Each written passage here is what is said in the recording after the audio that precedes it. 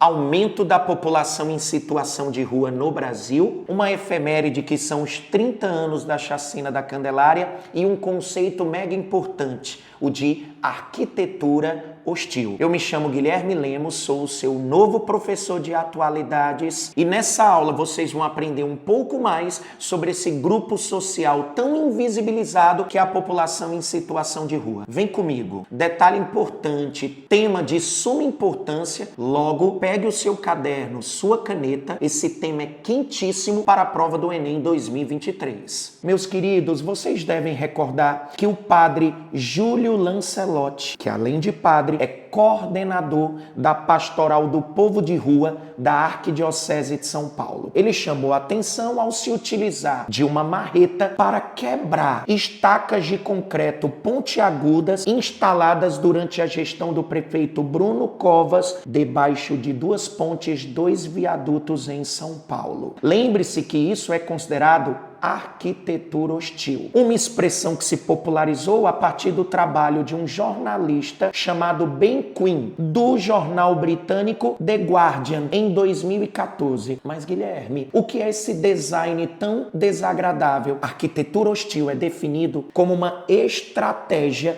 de design urbano que visa impedir um determinado comportamento. Nesse caso específico, impedir que pessoas em situação de rua ali se acomodassem. Meus queridos, muito cuidado. Pessoas em situação de rua, população em situação de rua, usem até povo de rua. Morador de rua não, visto que o IBGE não reconhece a rua enquanto moradia. Lembre-se que o Enem adora efemérides, que são datas redondas, não necessariamente comemorativas. No dia 23 de julho de 1993, 40 jovens em situação de rua dormiam debaixo da marquise da Igreja da Candelária. A polícia tentava encontrar um determinado menor que havia durante a manhã realizado furtos, assaltos e apedrejado uma viatura. E naquela noite abriram fogo, assassinando 8 jovens. Esse evento ficou conhecido como Chacina da Candelária e completa 30 anos e envolvia jovens em situação de rua. Logo, você pode utilizar tal fato como repertório. Além disso, um dos sobreviventes da Chacina da Candelária, Sandro do Nascimento, no dia dos namorados do ano 2000, ele sequestra um ônibus no Rio de Janeiro, cercado pela polícia, tomando de 10 reféns. Ao final daquele fato, ele utiliza uma professora cearense, Geisa, como escudo. Ao sair do veículo, um policial dispara, tentando acertar o Sandro, mas acaba atingindo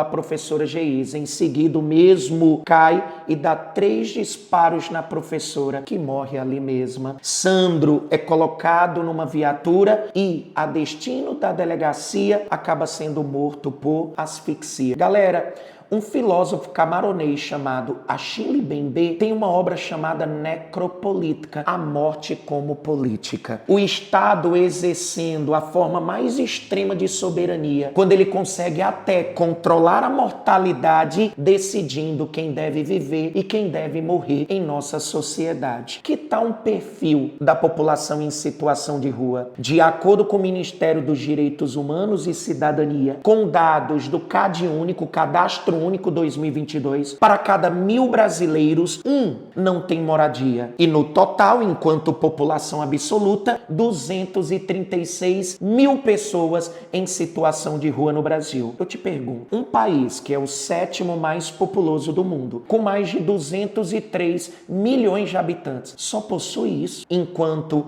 população em situação de rua? Óbvio que esse número está subnotificado. Então, estou te dando uma excelente proposta de intervenção. O governo federal, a partir do IBGE, deve realizar a inclusão da população em situação de rua na contagem, no recenseamento ou censo demográfico da instituição. Dessa forma, uma contagem efetiva e mais precisa da população em situação de rua será realizada, a fim de criarmos políticas públicas que retirem tal recorte social da invisibilidade. Somado a isso, lembre-se que o perfil da pessoa em situação de rua, geralmente um homem adulto negro, solteiro. Porém, com a pandemia de Covid-19, a gente observa uma mudança de perfil. O que antes eram indivíduos, agora são famílias inteiras. Tenho certeza que cada um de vocês, de modo empírico, tem percebido isso. Mas o que coloca uma pessoa em situação de rua? De acordo com o Ministério dos Direitos Humanos e Cidadania, alcoolismo, consumo de drogas ilícitas, criando um quadro de dependência química, somado a isso, a perda de emprego, o desalento e fechando os conflitos familiares. Lembre-se, essa população não é domiciliada, logo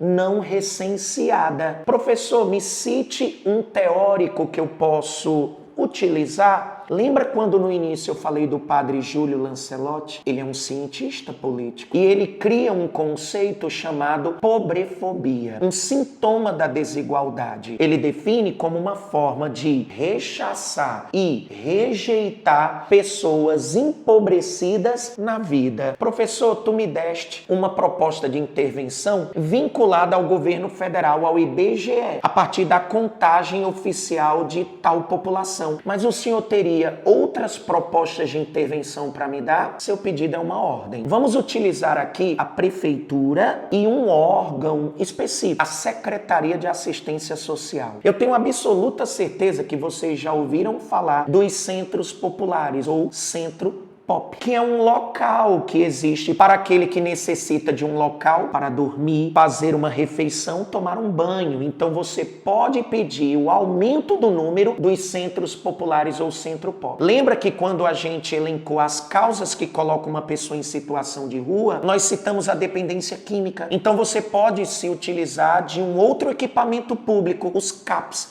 os Centros de Atenção Psicossocial. Para além deles, os CRAS, Centros de Referência de Assistência Social. E lembre-se, a maioria dessas pessoas sequer possuem rendimento para se deslocar até uma unidade de saúde. Até 2010, pessoas em situação de rua não tinham acesso ao Sistema Único de Saúde. Só quando foram incluídas no Cadastro Único a partir de 2010, passaram a tê-lo. E lembra, muitos não têm sequer um valor para se deslocar até uma unidade de saúde. Logo, faz-se necessária as equipes de consultórios na rua, fechando a existência de locais para dormir, como albergues, como abrigos e casas de passar. Gostou do tema? Tem muito mais. Geralmente vocês visitam Instagram de vários órgãos vinculados ao governo. Se vocês realizarem uma visita ao Instagram do Ministério dos Direitos Humanos e Cidadania, que tem como ministro da pasta Silvio Almeida, vocês vão observar uma série de postagens vinculadas à população em situação de rua. Para receber mais vídeos como esse, curta o nosso vídeo, deixe sua sugestão de temática, tá? Ofereça sua contribuição